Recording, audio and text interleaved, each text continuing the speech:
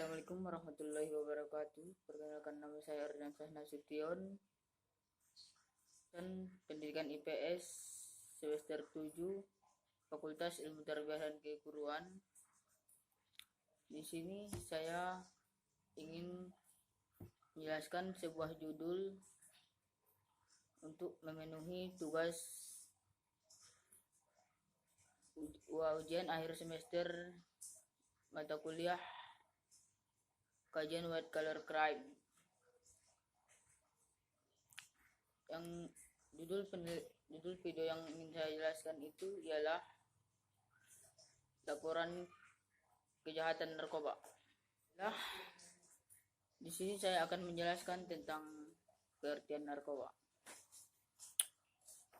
Narkotika adalah bahan atau zat yang dapat mempengaruhi kondisi kewajiban psikologi seseorang atau pikiran, perasaan, dan perilaku, serta dapat menimbulkan ketergantungan secara fisik dan psikologi menurut Undang-Undang Republik Indonesia Nomor 35 Tahun 2009.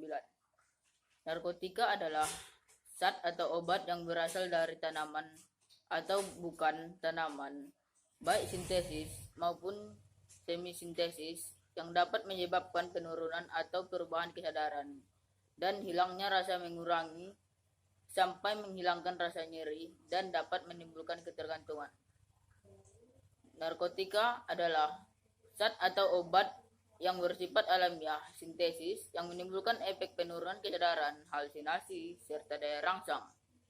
Sementara itu, menurut Undang-Undang Narkotika Pasal 1 Ayat 1 menyatakan bahwa narkotika merupakan zat buatan ataupun yang berasal dari tanaman yang memberikan efek halusinasi, menurunnya kesadaran, serta menyebabkan kecanduan.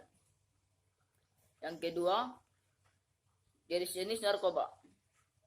Narkoba dibagi menjadi 3 jenis, yaitu narkotika, psikotropika, dan bahan adiktif lainnya. Setiap jenis dibagi lagi ke dalam beberapa kelompok, yaitu sebagai berikut. Narkotika adalah zat atau obat yang berasal dari tanaman atau bukan tanaman, baik sintesis maupun bukan sintesis, yang dapat menyebabkan penurunan atau perubahan kesadaran dan hilangnya rasa. Zat ini juga dapat mengurangi sampai menghilangkan rasa nyeri dan dapat menimbulkan ketergantungan.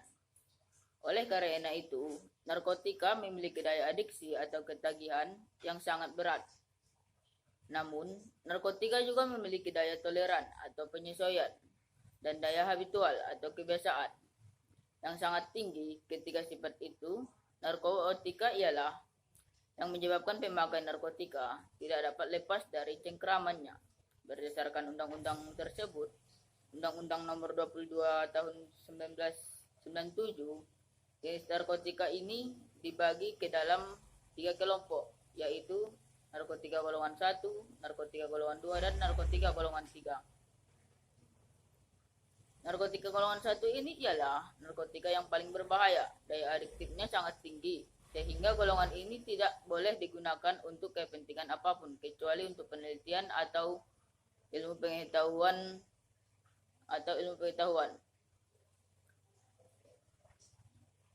Contohnya adalah ganja, heroin, kokain, morfin, opium, dan lain-lain. Narkotika golongan kedua itu ialah narkotika yang memiliki daya adiktif kuat tetapi bermanfaat untuk pengobatan dan penelitian. Contohnya adalah petidin dan turunannya.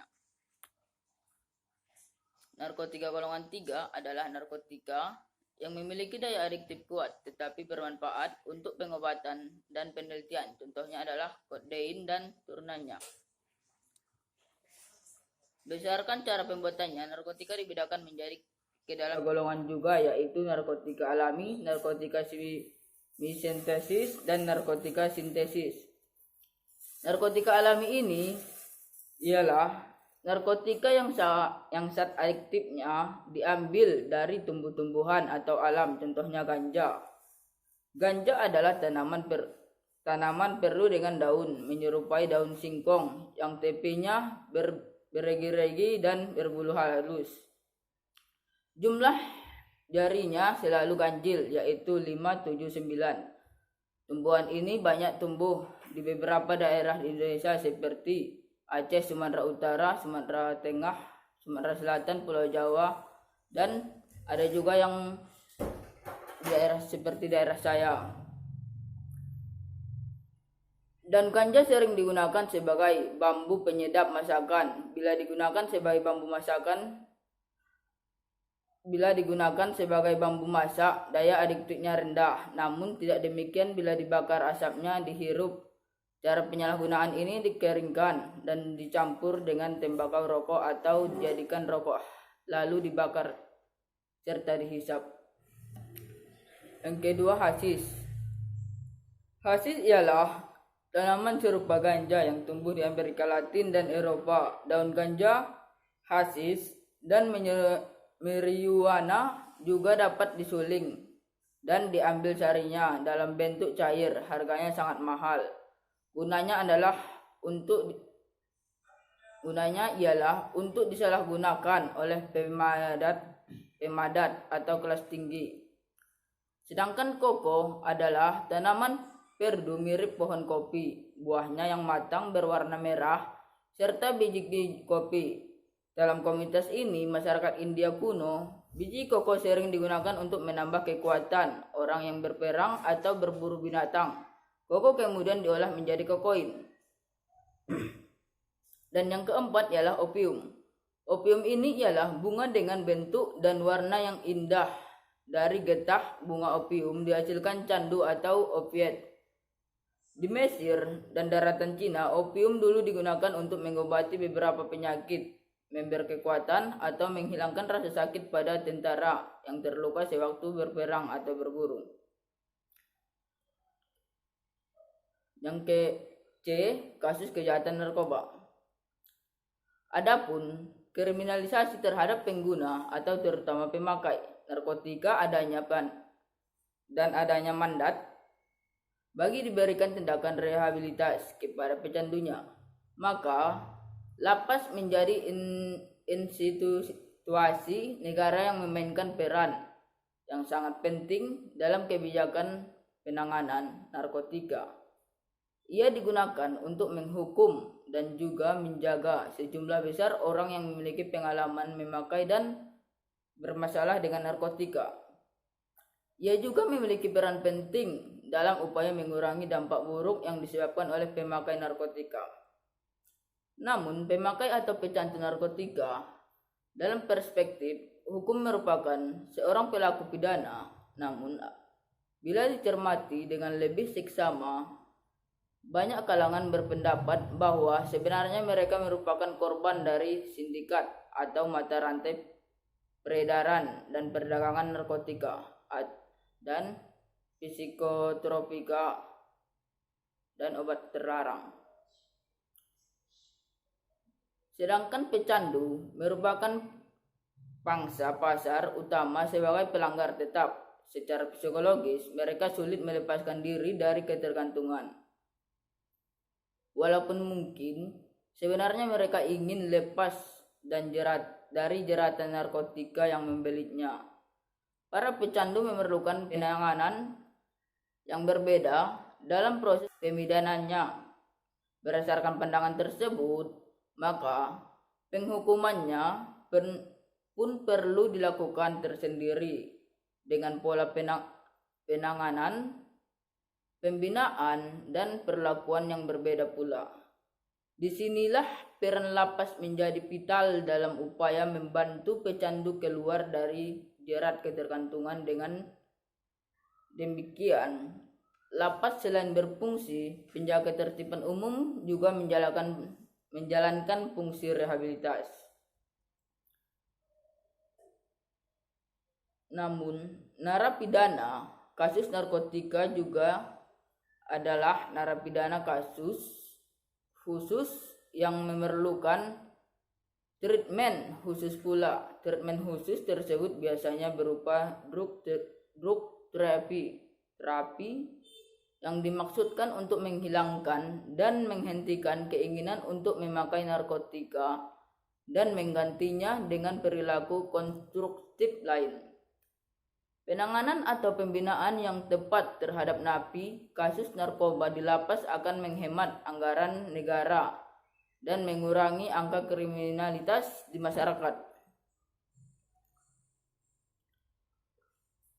Adapun penyalahgunaannya di Indonesia telah sampai pada titik yang mengkhawatirkan. Berdasarkan data yang dihimpun Badan Narkotika Nasional, jumlah kasus meningkat dari sebanyak 3,478 kasus pada tahun 2000 sampai menjadi 8.401 pada tahun 2004, atau meningkat dari sebanyak 28,9% per tahun.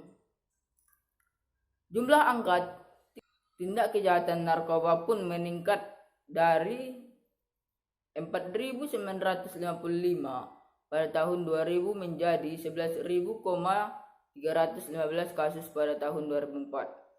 Data baru sampai Juni 2005. Baiklah, di sini kita akan membahas kasus kejahatan narkoba yang ada di Penyambungan Kabupaten Mandailing Natal. Badan Narkotika Nasional atau BNN menyebut Provinsi Sumatera Utara atau Sumut merupakan daerah dengan pecandu narkotika terbanyak di Indonesia. Menyebut lebih dari 1 juta diperkirakan merupakan penyalahgunaan narkoba di Sumut atau Sumatera Utara. Khususnya di Sumut, pada survei yang lalu, Sumut menduduki peringkat ranking ketiga di Indonesia dalam hal penyalahgunaan narkoba. Sekarang ini peringkat 1 ranking 1 yang terbanyak pecandu narkoba provinsi ini lebih dari 1 juta orang, kata Deputi Pemberantasan BNN Irjen Arman Depari di kantor BNNP Sumut, Senin 29 bulan 6 2020. Hal itu disampaikan Arman saat memaparkan penangkapan 6 orang diduga penyelundupan 40 kg sabu di Sumatera Utara. Hal itu disampaikan Arman saat memaparkan penangkapan 6 orang diduga penyelundupan 40 kg sabu Sumatera Utara, Penyambungan Kabupaten Mandailing Natal. Arman menyebut jumlah penyalahgunaan narkoba di Sumatera Utara lebih tinggi dari DKI Jakarta, yang sebelumnya menjadi wilayah dengan penyalahgunaan narkoba terbanyak di Indonesia. Mengalahkan DKI pada waktu lalu menduduki peringkat 1, Kalimantan Timur ini jauh lebih menurun, dan Sumatera Selatan yang saat ini menduduki posisi kedua capnya. Kemudian Arman memaparkan pemicu tingginya pecandu narkoba di Sumatera Utara. Salah satu jumlah penduduk yang besar dan juga wilayah yang dekat dengan negara lain menjadi salah satu pintu masuk penyelundupan narkoba. Jadi, berdasarkan dari hasil wawancara yang saya lakukan dengan masyarakat Penyambungan Kabupaten Mandailing Natal, Provinsi Sumatera Utara, menyebutkan bahwa penyebaran kejahatan narkoba akan terus berlanjut seiring dengan mudahnya anak-anak, remaja maupun masyarakat dalam memperoleh narkoba. Hal ini menjadi faktor yang penting untuk dituntaskan agar penyebaran narkoba tidak semakin banyak. Dengan semakin banyaknya kejahatan narkoba, maka semakin banyak pula tindakan kriminal yang akan terjadi di dalam masyarakat.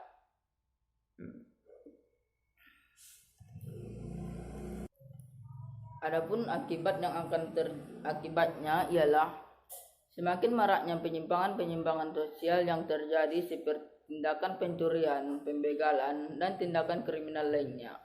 Dan juga menjadi tugas penting bagi pemerintahan dan masyarakat untuk bekerja sama membasmi tindakan kejahatan narkoba ini agar generasi anak bangsa dapat tumbuh dengan baik dan terhindar dari segala tindakan yang merugikan mereka yang kelak.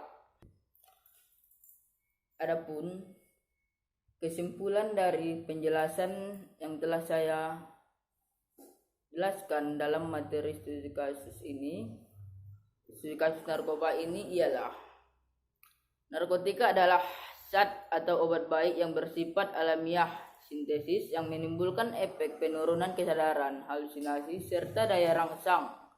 Sementara menurut Undang-Undang Narkotika, Pasal 1 ayat 1 menyatakan bahwa narkotika merupakan zat buatan ataupun yang berasal dari tanaman yang memberikan efek halusinasi, menurunnya kesadaran, serta menyebabkan kecanduan.